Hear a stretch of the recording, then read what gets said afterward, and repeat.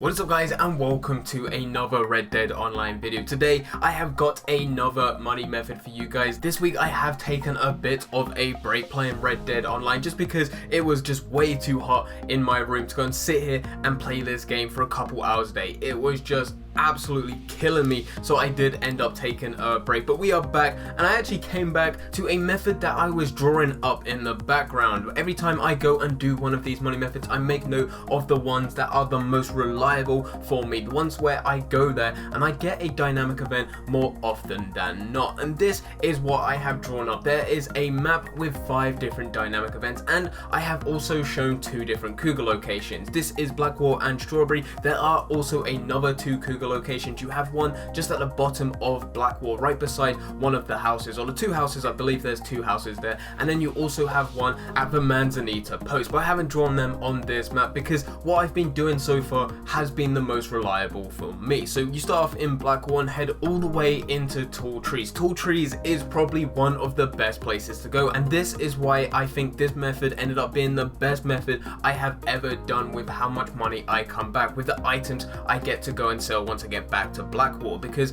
going from Blackwall to the first dynamic event, if you go and get that dynamic event, right beside there are a ton of bison. So you go and kill them, you should be able to go and get a full satchel of all the bison meats, maybe about 5 or 6 bison horns. You then go across the cougar location, hopefully being able to go and get that cougar. You then go into Tall Trees, you're able to go and get bears, elks, pronghorn bucks, deers, anything like that, and you can go and store some of that stuff on the back of your horse. You then go all the way up to the Owengila Lake, go past there all the way to that second cougar location. If you got the cougar from the first location, you can't store the carcass unless you have a second horse, but what you can do is go and skin it and put that hide on the back of your horse. You then go up, and then yet again you are able to go and get elks. You can also go and get mooses at that point, and then go all the way around, and then once you get to that last dynamic event and go all the way back down, there are a ton of smaller animals that you can then go and hunt, like rabbits, squirrels, anything like that.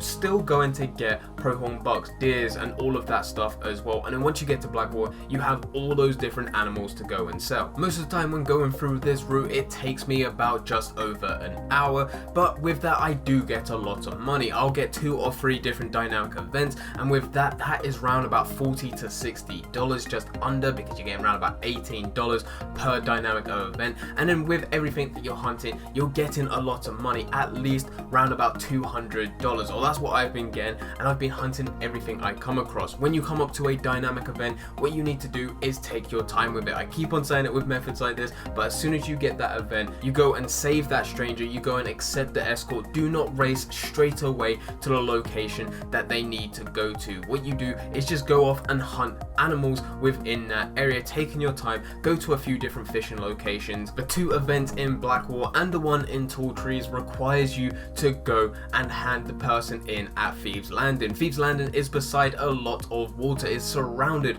by water. Go and take your time, and then go and do a bit of fishing in one of those locations, because you can go and get, say, steelhead trout, you can go and get some bluegill, you can go and get some rock bass, and all of that will be stored in your satchel and add to the amount of money that you get once you go to the butchers later on. You wait for the last 30 seconds for that dynamic event, and then that is when you go and hand it in. When you go to a dynamic event at first, it does not show the timer, but because you are taking so long and you're taking your time, for the last 5 minutes, that is when the timer will pop up, and that is when you start heading back to the location. You do not hand in until the last 30 seconds. That way you are making the most money, the most gold, and also the most XP out of doing this method. Also, I found whilst doing this route is that you will come across a bunch of different gang hideouts, and you'll also have the different gang ambushes. The one being a dynamic event, which is a gang ambush of a camp, and you need to go and help them out, and the other one is where they go and gang ambush you, where you are just traveling across a path, and then all of a sudden they'll just ambush you from out of nowhere. There are a few of them. Definitely go and complete them. They do not take too long, 2, 3, maybe even 4 minutes max,